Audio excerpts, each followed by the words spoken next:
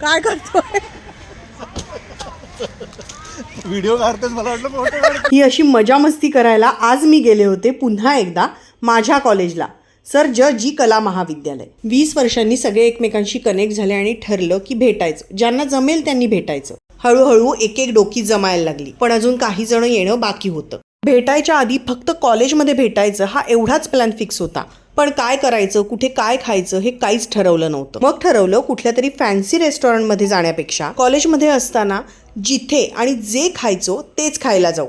मग काय, वडापाव, भेळ, शेवपुरी, सँडविच आणि हा थंडगार उसाचा रस हा आजचा आमचा लंच होता. त्यानंतर पुन्हा कॅम्पसमध्ये गेल्यावर हा एक विद्यार्थी पोर्ट्रेट काढत होता. आमचेही पाय आपसूक त्याच्याकडे वळले आणि त्यानंतर जमला जुन्या आठवणी आणि जुने किस्से यांचा स्नेह मेळावा.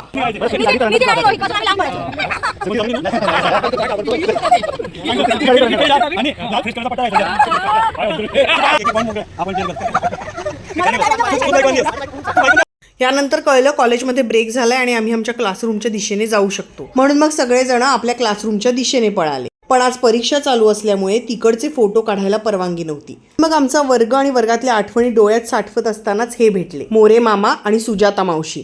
खूप आपुलकीने आमची चौकशी करत होते. आता वेळ आली होती आजच्या सगळ्या आठवणी कॅमेऱ्यात साठवायची.